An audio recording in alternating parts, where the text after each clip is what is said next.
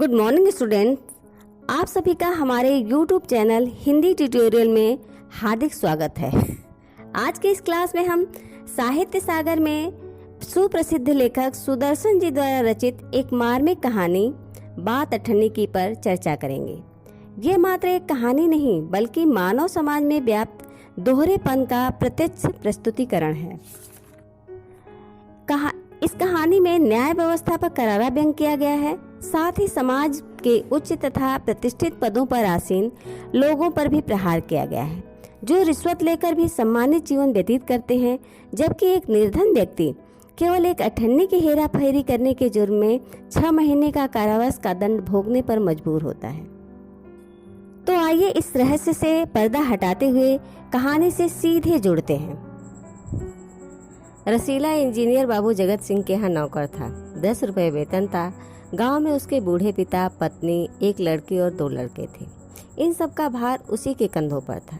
सारी तनख्वाह घर भेज देता था, पर घर वालों का गुजारा न चल पाता था। उसने इंजीनियर साहब से वेतन बढ़ाने की बार बार प्रार्थना की, पर हर बार यही कहते, अगर तुम्हें कोई ज्यादा दे दे तो अवश्य चले जाओ, मैं तनख्वाह नहीं बढ़ाऊंगा। वह सोचता, इतने सालों से हूँ, अमीर लोग नौकरों पर विश्वास नहीं करते, पर मुझ पर यहाँ कभी किसी ने संदेह नहीं किया। यहाँ से जाऊँ तो शायद कोई 11-12 दे दे, पर ऐसा आदर न मिलेगा। जिला मजिस्ट्रेट शेख सलीमुद्दीन इंजीनियर बाबू के पड़ोस में रहते थे। उनके चौकीदार मियाँ रमजान और रसीला में बहुत मित्रता थी। दोनों घंटों साथ बैठते, बातें करते। शेख साहब फलों के शौकीन थे। रमजान रसीला को फल देता। इंजीनियर साहब को मिठाई का शौक था। रसीला रमजान को मिठाई देता। एक दिन रमजान ने रसीला को उदास देखकर कारण पूछा। पहले तो रसीला छिपाता रहा, फिर रमजान ने कहा, कोई बात नहीं तो खाओ सौगंध।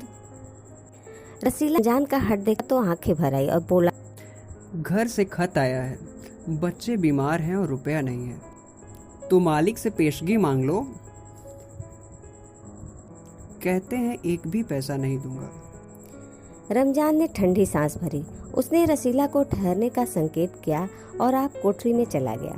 थोड़ी देर बाद उसने कुछ रुपए रसीला के हथेली पर रख दिया। रसीला के मुंह से एक शब्द भी न निकला। सोचने लगा, बाबू साहब की मैंने इतनी सेवा की, पर दुख में उन्होंने साथ नहीं दिया। रमजान को देखो, गरीब है परंतु आदमी नहीं देवता है, ईश्वर उसका भला करे। रसीला के बच्चे स्वस्थ हो गए। उसने रमजान का ऋण चुका दिया। केवल 8 आने बाकी रह गए। रमजान ने कभी भी पैसे न मांगे, फिर भी रसीला उसके आगे आंख न उठा पाता। एक दिन की बात है, बाबू जगत सिंह किसी कमरे में बात कर रहे थे। रसीला ने सुना, इंजीनियर बाबू कह रहे हैं, बस 500। इतनी सी रकम देकर आप मेरा अपमान कर रहे हैं। हुजूर मान जाइए, आप समझे आपने मेरा काम मुफ्त में किया है। रसीला समझ गया कि भीतर रिश्वत ली जा रही है। सोचने लगा, रुपया कमाने का यह कितना आसान तरीका है। मैं सारा दिन मजदूरी करता हूँ, तब महीने भर बाद 10 रुपए हाथ आते हैं। वह बाहर आया और रमजान से सारी बातें सुना दी। रमजान बोला, बस इतनी सी बात? हमारे शेख साहब तो इनके भी गुरु हैं। आज भी एक शिकार फंसा है, 1000 से कम में तय नहीं होगा। भैया, गुनाह का फल मिलेगा या नहीं ये तो भगवान जाने, पर ऐसे ही कमाइयों से कोठी में रहते हैं। और एक हम हैं कि परिश्रम करने पर भी हाथ कुछ नहीं आता। रसीला सोचता रहा, मेरे हाथ से सैकड़ों रुपए निकल गए, पर धर्म न बिगड़ा। एक एक आना भी उड़ाता तो काफी रकम जुट जाती। इतने में इंजीनियर साहब ने उसे आवाज लगाई, रसीला, दौड़कर 5 रुपए की मिठाई ले आना। रसीला ने 4.5 रुपए की मिठाई खरीदी और रमजान को अठन्नी लौटाकर समझा कर्ज उतर गया। बाबू जगत सिंह ने मिठाई देखी तो चौंक उठे। यह मिठाई 5 रुपए की है। हुजूर, 5 की ही है। रसीला का रंग उड़ गया। बाबू जगत सिंह समझ गए। उन्होंने रसीला से फिर पूछा। रसीला ने फिर वही दोहराया। उन्होंने रसीला के मुंह पर एक तमाचा मारा और कहा, चल मेरे साथ, जहाँ से लाया है। हुजूर, झूठ कहूँ तो। रसीला ने बात पूरी भी नहीं की थी, इंजीनियर बाबू चिल्लाए, अभी सच और झूठ का पता चल जाएगा। अब सारी बात हलवाई के सामने ही कहना। अब कोई रास्ता न बचा था। वह बोला, माई बाप, गलती हो गई, इस बार माफ कर दें। इंजीनियर साहब की आंखों से आग बरसने लगी। उसने निर्दयता से रसीला को खूब पीटा, फिर घसीटते हुए पुलिस थाने ले गए। सिपाही के हाथ में 5 का नोट रखते हुए बोले, मनवा लेना, लातों के भूत बातों से नहीं मानते।